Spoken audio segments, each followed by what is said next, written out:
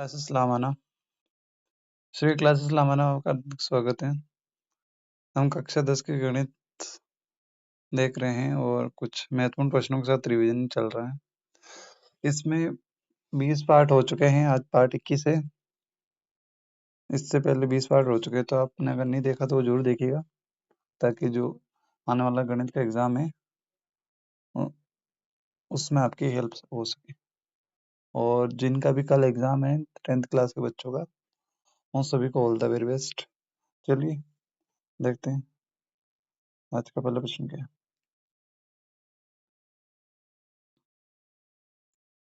आज का पहला प्रश्न है, वह एपी निर्धारित कीजिए जिसका तीसरा पद 5 और सातवां पद 9 है। हमें एक समांतर श्रेणी बतानी है जिसका तीसरा पद 5 है और सातवां पद क्या है 9। अब देखिए, हमने पहले भी बात कर चुके हैं, जो समांतर श्रेणी का तीसरा पद उसको हम A3 लिखते हैं। A3 तीसरा पद कितना देर का 5, इसकी वैल्यू 5 देर की। और सातवां पद यानी A7 ये देर का कितना 9। अब जो तीसरा पद है उसको लिखते हैं हम A प्लस जितना पद उससे एक कम डी लिखते हैं, यानी 2D बराबर 5। ये हो गई समीकरण नंबर 1। वहीं इसके बात करेंगे तो ये हो जाएगा A प्लस 6D बराबर 9। ये हो गए समीकरण नंबर 2।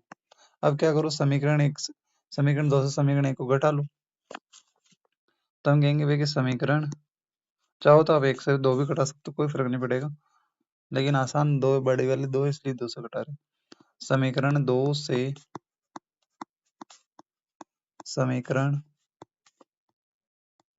1 घटाने पर, घटाते हैं, देखो समीकरण 2 क्या है, A प्लस 6D बराबर 9 और A प्लस 2D बराबर 5। अब घटाने के लिए सिंबल चेंज करना पड़ेगा। ये A प्लस का तो माइनस का हो जाएगा, 2D प्लस का तो ये भी माइनस का हो जाएगा, 5 अगर प्लस का तो ये भी माइनस का हो जाएगा। अब ए बी प्लस का ये माइनस का तो कैंसिल, पूरा कैंसिल हो गया। अब 6D में से अगर 2D माइनस करोगे तो 4D बचेगा बराबर, इधर 9 में से अगर 5 जाएगा तो 9 में से 5 जाएगा तो बचेगा 4। 4 यहाँ गुणा में है, इधर आएगा तो भाग में, तो D बराबर आ जाएगा 4/4। 4 में 4 का भाग लगाएंगे तो कितना आ जाएगा 1। जो अंतर आया है D वो कितना आ गया 1, अंतर 1 का आया। ठीक है, अब A निकालना है। देखो, कोई भी समांतर श्रेणी अगर आपको बनानी है तो उसके लिए आपको प्रथम पद और अंतर पता होगा, तो आप कितने भी पद बना सकते हो। तो अगर आपको समांतर श्रेणी का ए निकालने क्या करेंगे, इस डी का मान चाहे समीकरण 1 में रख दो, चाहे 2 में रख दो, कहीं पे भी रख दो, कोई फर्क नहीं पड़ेगा। तो हम रखेंगे डी का मान समीकरण 1 में रखने पर, डी का मान समीकरण 1 में रखने पर, समीकरण 1 में रखने पर, समीकरण 1 में रखते हैं, चलो, तो ये हो जाएगा A plus 2 into D, D का मान आया 1 बराबर 5। अब यहाँ देखो, A प्लस 2 1 कम 2 बराबर 5, 2 यहाँ प्लस में हो जाएगा तो माइनस में, तो A बराबर हो जाएगा 5 माइनस 2, तो 1 का मान हो गया कितना 3, यानी 1 का मान 3 हो गया। अब हमारे पास प्रथम पद आ गया और ये D आ गया, तो प्रथम पद क्या हो गया 3, अगर इसमें 1 जोड़ोगे तो अगला पद क्या बन जाएगा 4, फिर 1 जोड़ दो कितना बन जाएगा 5, फिर ऐसे ही 6 7 8 9, और ऐसे ही हमारे समांतर श्रेणी चलती ही रहेगी जहां तक आप चलाना चाहो। तो इन्होंने यही बोला कि क्वेश्चन में ये दे रखा है कि भैया आपको सब एपी निर्धारित करनी है, तो एपी ये आपको बन जाएगी ये जो ये है, ये आपकी क्या हो गई समांतर श्रेणी हो गई। ठीक है, ये समांतर श्रेणी हो गई। चलिए अगला क्वेश्चन देखते हैं। अगला क्वेश्चन दे रखा है, आकृति में, ये आकृति जो दे रही है इसके बारे में बात हो रही है। आकृति में ओपी ओक्यू और ओआर पर स्थित एक बिंदु इस प्रकार है कि ए बी समांतर पी क्यू। ये जो ए बी है ना, ये ए बी समांतर दे रखी है किसके, पी क्यू की, ये पी क्यू की समांतर दे रखी है। और एस सी, ये एस सी समांतर दे रखी है पी आर की। तो दर्शाइए कि बी सी और क्यू आर समांतर है। हमें ये बताना है कि जो ये बी सी है, ये वाली, ये बी सी और जो क्यू आर, ये दोनों में समांतर। तो ये आपका जो क्वेश्चन है त्रिभुज वाले चैप्टर में से दिया हुआ है। और जो ये प्रमेय लगेगी इसमें, उसको बोलते हैं थेल्स प्रमेय। तो थेल्स प्रमेय का क्वेश्चन है ये, थेल्स प्रमेय जिसे हम बीपीटी थ्योरी बोलते हैं, BPT theorem, basic proportional theorem. वो क्या होती है, और मैं थोड़ा सा बता देता हूँ। उसमें एक बोलते हैं कि अगर कोई ट्राइंगल है, एक सेकंड वापस बनाते हैं। अगर कोई ट्राइंगल है, इस ट्राइंगल के अंदर 3 भुजाएं होती, अगर किन्हीं 2 भुजाओं को किसी एक रेखा से मिला दे,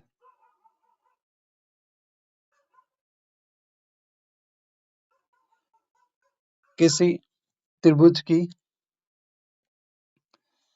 एक भुजा के समांतर कोई अन्य भुजा समांतर रेखा खींच जाए, तो क्या करती है ये, इस त्रिभुज को बराबर अनुपात में बांटती। यानी अगर सी और डी ये अनुपात में बांटेगी तो हम कहेंगे कि एस सी बटे में सी बी बराबर हो जाएगा इधर ए डी बटे में डी सी। ये इसका पहला अनुपात बनता है 1। दूसरा क्या लिख सकते हो, इसी को आप ये लिख सकते हो पूरा, इधर से पूरा ले लो, ए बी बटे में एस सी बराबर ए बी, इधर पूरा एस सी बटे में ए डी का ऊपर वाला पार्ट। इसी का तीसरा पार्ट ये हो सकता है, पूरा ले लो, ए बी बटे में एस सी, ऐसे तो ले लिया, अब ले लो सी बी बराबर एस सी, इधर हमने एस सी गलत ले लिया, एस सी ये सी डबल डबल हो गया इसलिए गलत हो रहा है। ये हम थोड़ा सा एक वर्ड अलग डाल देते हैं ताकि जो है कन्फ्यूजन है। इसको हम ए बी सी डी दिया, इसको ई दे दो, ई डी कर दो, है ना। तो यहाँ पे ए ई हो जाएगा यहाँ, है ना, ए ई कर लो, इधर ऐसे हो जाएगा, ठीक।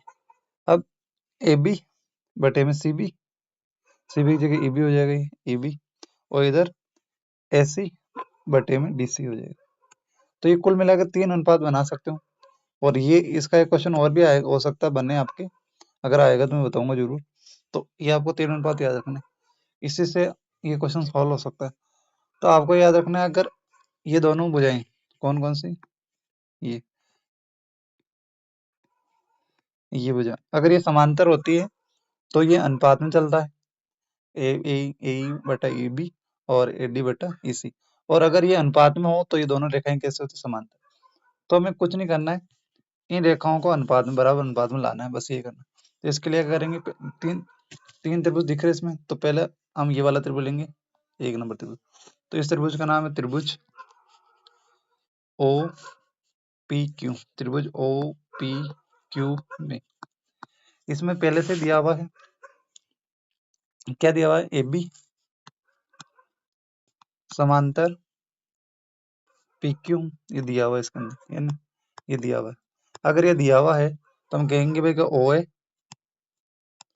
बटे में ए और पी, ए पी बराबर होगा ओ बी बटा ओ बी हो गया और बी क्यू, ये दोनों बराबर होंगे। इसको हम बोलते हैं, ये हो गया समीकरण नंबर 1। फिर हम त्रिभुज नंबर 2 लेते हैं, ये वाला त्रिभुज नंबर 2, त्रिभुज नंबर 2 लेंगे, त्रिभुज, अब इस दूसरे त्रिभुज का नाम क्या है, ओ आर पी, या फिर ओ पी आर कर लो, त्रिभुज ओ पी आर में इसी के अंदर ये भी पहले दे रखा है, जो एसी है वो समांतर दे रखा है पी आर के। अगर समांतर ये क्या दिया हुआ है, दिया हुआ है तो हम कहेंगे अगर समांतर है तो जो इधर ओ ए इस त्रिभुज की बात करें OA बटा AP बराबर होगा इधर OC बटे में CR के। ये हो गया समीकरण नंबर 2। अब समीकरण 1 और 2 को ध्यान से देखेंगे तो आपको कुछ चीज कॉमन दिख रही होगी। तो देखिए समीकरण 1 व समीकरण 2 से देखिए आपको क्या समान दिख रहा है। अगर ध्यान से देखोगे तो OA बटा AP यहाँ पे भी दिख रहा है, OA बटा AP यहाँ पे भी दिख रहा है। अगर ये इसके बराबर ये है, OA बटा OP के बराबर क्या दे रखा है ये, और OC बटा CR के बराबर क्या है, ये दोनों बराबर है। अगर इसके बराबर है तो हम कहेंगे भाई कि ये दोनों भी कैसे हो जाएंगे बराबर। कैसे बराबर है, कैसे, जैसे भाई कि क्योंकि बराबर ही है ना। जैसे मान लो अगर ये 5 है तो ये भी 5 होगा, और ये 5 है तो ये अपने आप ही कितना हो गया, 5 हो गया। तो ये 5 तो बराबर हो गए ना। तो हम कहेंगे भाई OB बटा BQ बराबर है OC बटा CR, ये बराबर है। तो ये देखो ये बुझाई दे कहाँ रखी, OB बटा, ये देखो ये दे रखी है OB बटा BQ बराबर है OC बटा CR के। अगर ये दोनों बराबर हैं तो हम कह देंगे कि इस त्रिभुज में दिख रही, इस रेड वाले त्रिभुज में, अगर ये इस त्रिभुज की भुजाएं अगर बराबर हैं तो उल्टा वो करेंगे। अगर भुजाएं बराबर थी, अगर भुजाओं अनुपात में होती, अगर भुजाएं अनुपात में हो तो जो रेखाएं होती है ये दोनों कैसे होंगी, समांतर। तो हम लिखेंगे अतः त्रिभुज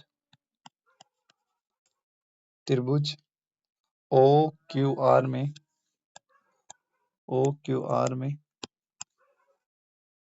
BC समांतर होगी किसके, QR के। अब ये क्वेश्चन क्या थोड़ा सा है तो इजी, क्योंकि हमें इसमें कोई जोड़ के गुणा भाग करना नहीं होता। इसमें जो दे रखा है उसके अकॉर्डिंग ही करना होगा। अगर आपको कोई प्रॉब्लम होती है तो इसको क्वेश्चन को 2-3 बार रिपीट कीजिएगा, और हो सकता है ऐसा कोई क्वेश्चन आ जाए तो आपको बस थ्योरम लगानी है और इसी के अकॉर्डिंग करना है आपको। ठीक है, तब तक के लिए पढ़ते रहिए, बढ़ते रहिए, और कोई समस्या आई तो कमेंट में जरूर बताइएगा, और वीडियो अच्छा लगे तो लाइक करिएगा, सब्सक्राइब करिएगा चैनल को, और जिनको जरूरत है उनके साथ जरूर शेयर कीजिएगा। धन्यवाद।